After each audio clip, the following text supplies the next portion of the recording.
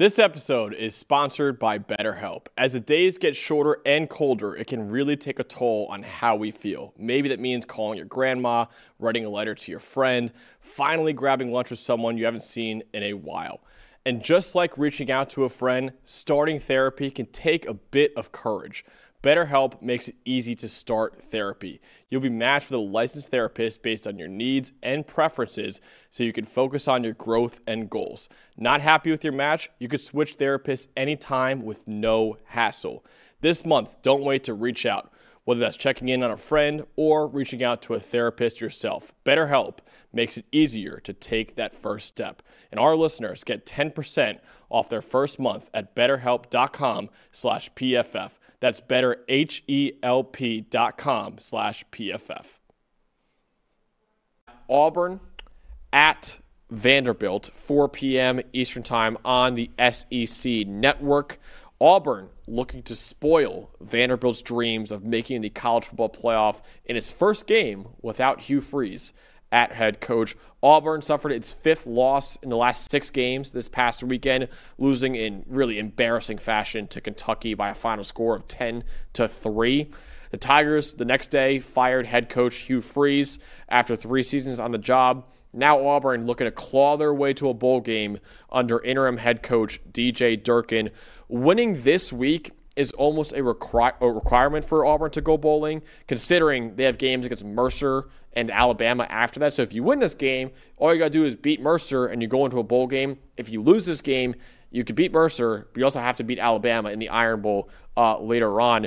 If Auburn pulls off the upset, it also, more importantly, ends any hopes of Vanderbilt to make the college football playoff right now, because Vanderbilt, after losing to Texas this past weekend, has to win out in their final 3 games in order to have an incredible Cinderella run and make the playoff this year. Yeah, no, I think, for as much as people are going to look ahead to the Tennessee game at the end of the year, rightfully so, these 2 games in between are still dangerous against 2 pretty good defenses in Auburn and Kentucky. I know they're not great teams overall, but they're the exact type of games where you have to look at these teams towards the end of the season and still go, okay, yeah, their record's bad, and even a team that fired their coach, you have to still look at the tape and go, all right, what do they do right?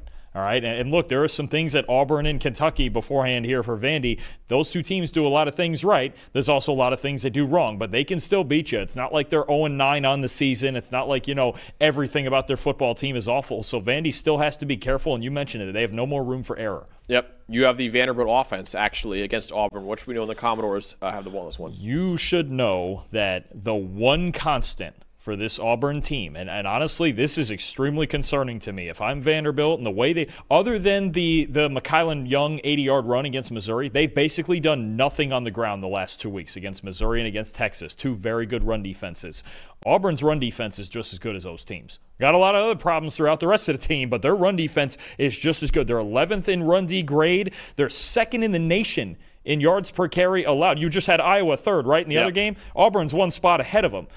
1st in the nation in yards before contact per carry. That's where Vanderbilt lives, is getting around that offensive line and scheming you up and confusing you. Auburn caused a lot of problems, and then a top 10 explosive run rate allowed as well. This run defense gives Auburn a legitimate road to winning this game, despite what all the outside perception is and the quarterback problems and the head. It is Keldrick Falk and Bobby Jamison Travis and Robert Woodyard at linebacker, and this run defense, this front 7, is a legitimate problem. It actually makes me think of the 10 games that we have. For as crazy, if Vanderbilt goes out and wins by 30 and Pavia goes crazy, fine. Then I'll be wrong on this. It's the thing that makes me think Vandy may be the most on upset alert out of any game that we have. This is a dangerous football team with really good receivers on the outside on offense. And we saw last week with Texas and their speed on the outside. You get Vanderbilt working in space on defense too. Could be a problem. But for me, first and foremost, before we even get into that, Auburn's run defense is awesome. It is one of the A-plus run defenses in college football, and if you slow down this Vandy run game, for as great as Pavia has been this year, you give yourself a chance to win. Missouri, they only lost 17-10, and who knows if Bo doesn't get hurt, right? Texas, shut down the run game, get ahead early. They can't go to it. They're one-dimensional. Auburn's run defense is a serious threat to Vanderbilt winning this game and to their playoff chances. So it feels like deja vu for me on this preview. I feel like I've had the same preview for offenses for Auburn as I did for Penn State, as well as I did for Missouri. Is really, can Auburn's run game succeed against Vanderbilt's run defense? Because if they can't, then your offense is screwed. Because Penn State with a backup quarterback, Missouri on a backup quarterback too. Auburn pretty much is on a backup quarterback this year. I was going to say, you got all of the offenses with major – I didn't even realize when we were setting this up. You got all the offenses with, like, major quarterback problems. Yeah, it's just like I'm just like, all right, I'm running the same thing over and over again. It's like, hey, you got to win. Easy week of prep for you then. It was kind of the same thing over and over again, yeah. I got all the fun ones, apparently. I'm doing a lot of run games in this one. I'm getting in the trenches right now. Auburn's passing game, because of Auburn's passing game, why I'm saying this right now, their passing game has been a disaster this year, which is unfortunately – defined Hugh Freeze's time as head coach and really ultimately what got him fired at Auburn, because they've always had talent elsewhere offensively and always talent elsewhere defensively too, but they can never figure out quarterback, whether it be Peyton Thorne or now Jackson Arnold.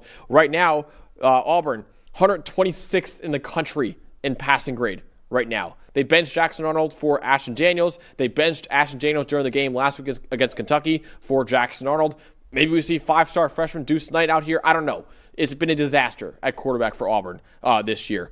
They're also 118th in receiving grade. Now, they do have a lot of talent in that receiving core, and that grade is a lot due to how bad the quarterback play has been for Auburn, but still 118th in receiving grade, and they're 87th in pass blocking grade this year too. Like, nothing has really gone right for this Auburn passing attack this year.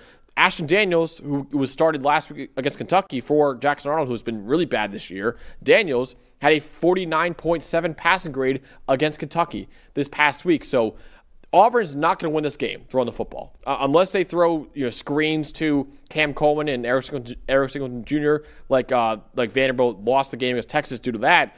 They're not going to win this game with their passing offense. What they can do is run the football, though.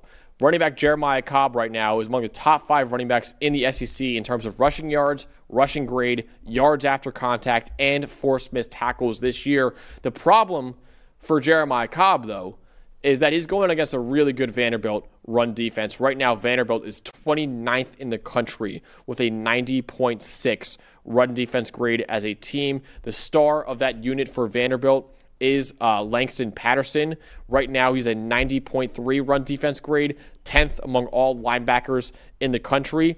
And a couple weeks ago, when Vanderbilt beat Missouri, when Bo Pribula went down with an injury, they stacked the box on Ahmad Hardy. I believe he had 20 rush attempts total. 11 of those 20 came against stacked boxes in that game. So they knew, hey, go ahead, try and beat us with Ahmad Hardy. They're going to do the same thing in this one, I can promise you, against Auburn. They're going to stack the box on this Auburn run game, and Ahmad Hardy in that game only had a 66.8 rushing grade in the loss. So they're going to stack the box in this one.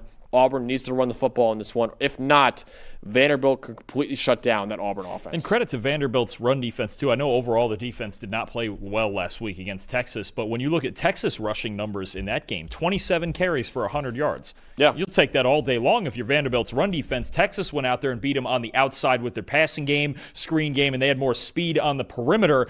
Auburn, the problem is, yes, they're going to want to run the ball, obviously. Like, you don't, whether Ashton Daniels, Jackson Arnold, Deuce Knight, whoever's out there for them at quarterback, they're not going to want them dropping back and throwing the football a lot. But with that receiving core, I think Eric Singleton plays a huge part in this if Auburn's going to win this game.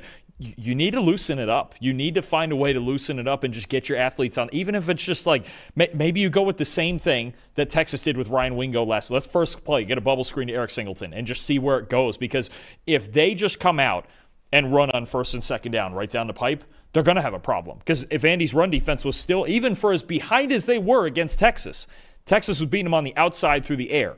They were not getting beat on the ground. They weren't getting physically dominated on the ground like that. So I think you're right. Langston Patterson in this run defense, they play a big role here. They do have to tackle better in open space. I think Singleton is a guy who's going to be very dangerous for them, and even Cam Coleman in those one-on-one situations if somebody can make a throw. But you're absolutely right. This Vandy run defense, if they can come through in this game, might be an ugly battle like it was against Missouri, but that's just fine as long as you get a win. Yeah, absolutely. Because, like you mentioned before, I think Auburn probably will be throwing a lot of screens in this one to Singleton, to Cam Coleman, because it gets probably watched tape last week against Texas, and Vanderbilt struggled with that. And they said, hey, listen, if your quarterback can't throw a screen pass you shouldn't even be putting him out there. So they should be throwing screen passes a lot in this one and obviously run the ball a lot too against Vanderbilt. So it would be interesting to see what they could do in this one. Ultimately, Dalton, will we see the dead cat bounce for Auburn, and will they pull off a huge upset over Vanderbilt and end their playoff hopes, or will the Commodores survive? New favorite term there. Maybe I'm just blowing smoke for nothing here.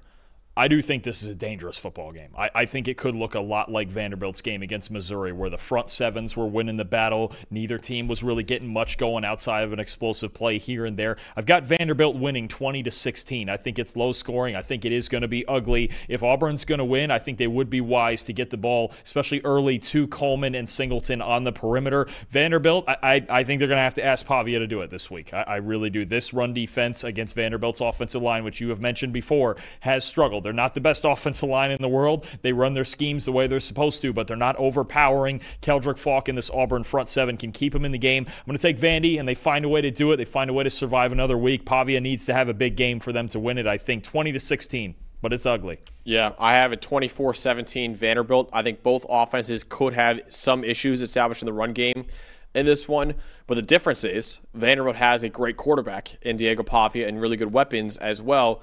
Auburn's passing game has been completely inept, and also Auburn's secondary has not been very good this year either. So I think Diego Pavia and those receivers could have success against Auburn. The difference is, both teams might struggle to run the ball. The difference is, though, Vandy actually has a passing game. Auburn doesn't have that right now. So I think that's why Vanderbilt's going to ultimately win this game right now with a 24-17 final score. But it should be a really interesting ball game nonetheless.